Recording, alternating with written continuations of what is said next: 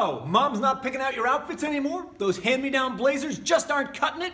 Then it's time to level up your wardrobe. I'm gonna walk you through my 4 levels next.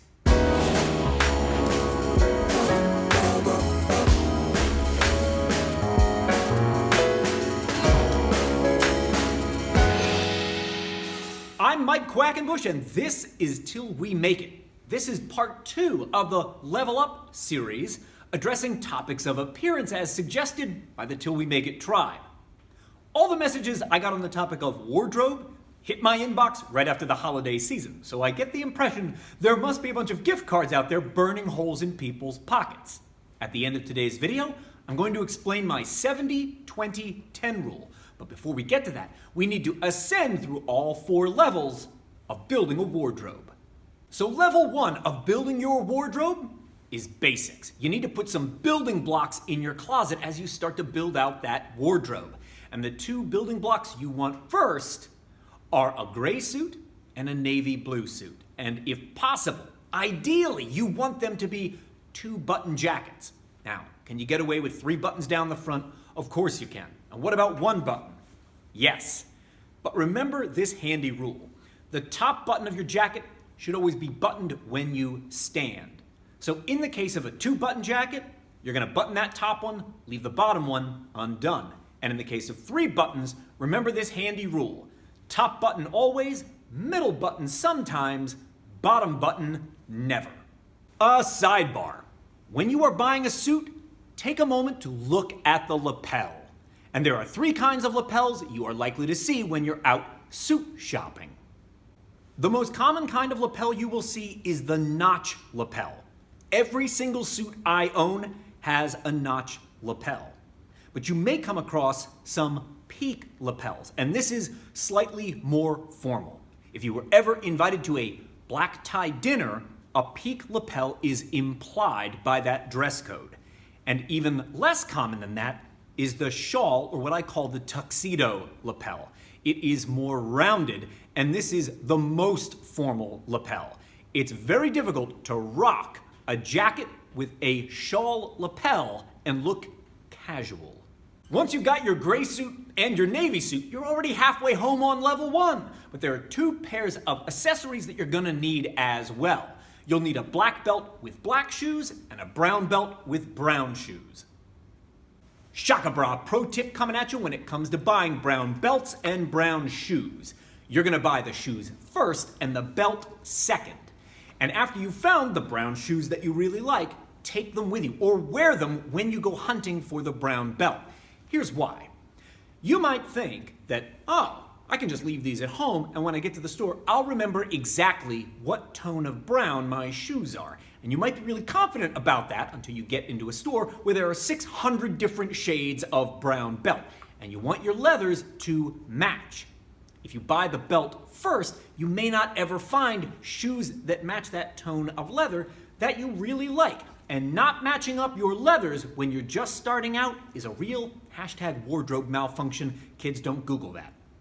Great, level 1 complete. It's time to take on level 2 and build out your wardrobe even further. Now, I want you to acquire a black suit and a sport jacket or blazer. The black suit, to me, is not a level 1 basic. It's actually not very versatile because a black suit screams formality. It's the kind of thing that you're going to wear at award presentations or formal dinners or weddings or funerals. So unless you're going to tons and tons of funerals or you're constantly being nominated for awards where you might have to give an acceptance speech, that black suit is gonna spend a whole lot of time in your closet, whereas the navy suit and the gray suit will get a lot of wear week over week, month over month. And I think at level 2, you need to build out your wardrobe to include a sport jacket or a blazer. These are jackets without matching pants included. A sport jacket is roomy enough for layering underneath. You could put a sweater under a sport jacket, whereas a suit jacket is not designed for layering. It should be very form-fitting. And blazers are typically navy with buttons that don't match the jacket. The buttons are going to be gold or maybe brassy in color or even mother of pearl. And in keeping with that navy theme, the buttons can feature nautical details, like an anchor. Great, level 2 complete. Now it's time for level 3. You're going to add 2 bolder pieces to your wardrobe, and they could be bolder in color. That's how I think of my plum suit that I got for Christmas. Or they could be bolder in pattern, so they could have pinstripes, chalk stripes, or window panes. Whenever I invest in a bolder piece, my rule of thumb is this: I have to be able to style that piece at least 3 different ways. Do you know what I mean? I'll show you. When I first saw this suit, I knew it would look good dressed up. I just added some formal elements to it, like the waistcoat, black tie, and black pocket square. And you'll notice, to make it seem even more formal, I've got shoes which are high polish. I knew I could style it dressed up, but could I style it other ways? Hot soup, how about this style? Not as dressed up as the previous look, but still smart. A couple ways I did this was by swapping out those formal looking black accessories like the high polished shoes and even the black pocket square for grays. And I lost the waistcoat as well, swapped the shirt for something a little more casual. Still looking smart, totally different style. I knew the suit would work dressed up and I figured I could wear it smart too. But the real test is, could I dress this down to casual? Hot soup, I think it works. With nothing more than a plain white tee and clean white sneaks, it has a really sleek, bichromatic look that would work for any casual setting. And for any of you suit newbies out there, let me clue you in to a great detail. I don't need to rock a belt because my suit has been tailored perfectly to me. The only reason I would need a belt is if I want to choose one as an accessory. Level 3 complete? Then it's time for the big boss battle. Let's go to level 4. Now you're going to add 1 or 2 statement pieces to your arsenal. This rainbow shirt of mine is a statement piece. When I go out in this, people notice. This jacket of mine in Celeste blue is a statement piece. There's nothing in my whole wardrobe I get more compliments on than this jacket. The first time I wore it out, I knew I was taking a chance. This was a bit of a risk for me stylistically. It made me feel a bit self-conscious. But every time I wear this jacket out, I get compliments on it.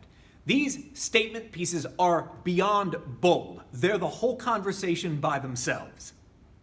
Building an amazing wardrobe takes a bit of time, and yes, it's a bit of an investment too. But it doesn't have to break the bank, especially if you're a shrewd shopper.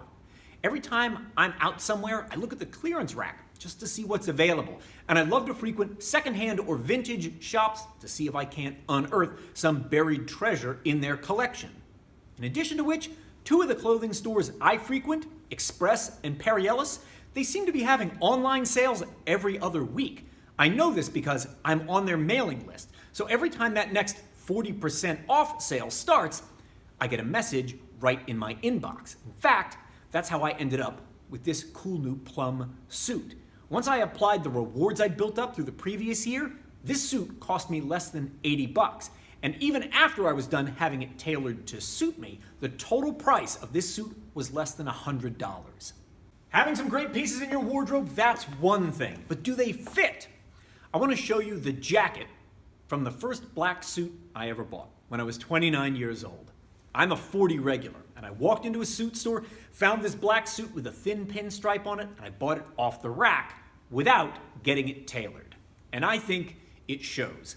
Even when it's all buttoned up, it doesn't really contour to my body. It doesn't hug me the way that a tailored piece would.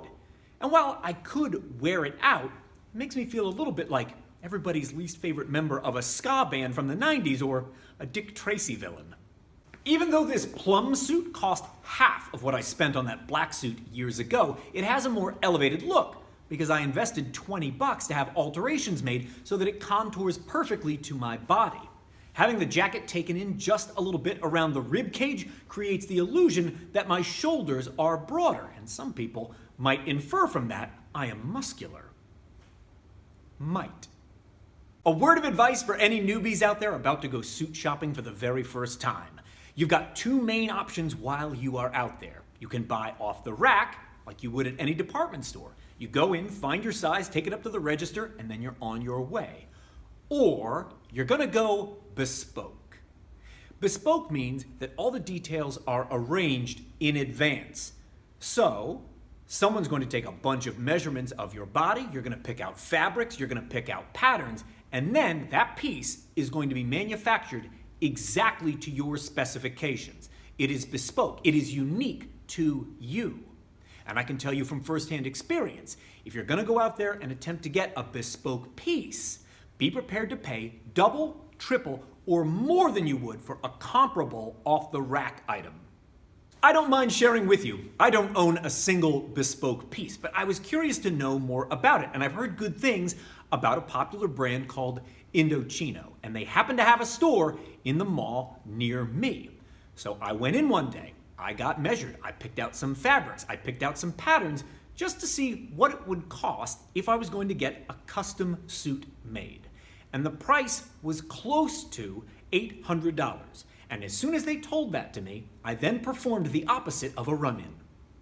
I don't want to give anybody the wrong impression here. If you've got that kind of coin to spend on a unique, bespoke piece, go for it. I think that's awesome. It's just not in the cards for your old pal Mike. Last month, my Google AdSense payment from this channel was right around $12. So unless our subscriber numbers suddenly increase 100-fold, a bespoke suit is not really in the mix. But if for some reason the subscriber numbers to this channel do go up 100-fold, I will totally get a bespoke suit and I'll document the whole thing for the channel. Just putting it out there. And as promised, my 70-20-10 rule, which will be expressed with this pie chart. I think when building out your wardrobe, 70% of it need to be basics, things which are easy to style different ways and can be configured with lots of other pieces in your wardrobe. 20% should be those bold pieces. Remember my rule of thumb, you've got to be able to style it at least 3 ways if you're going to invest in it. And 10% are those statement pieces. If you are new to having alterations done to your clothes and you want to make sure you know what to look for, click on the video appearing here. It's all about fit. When you know what to look for, you'll be able to get your clothes tailored so the pieces in your wardrobe fit you like a glove, and you will level up your entire look. Shaka bra! Why is this so funny?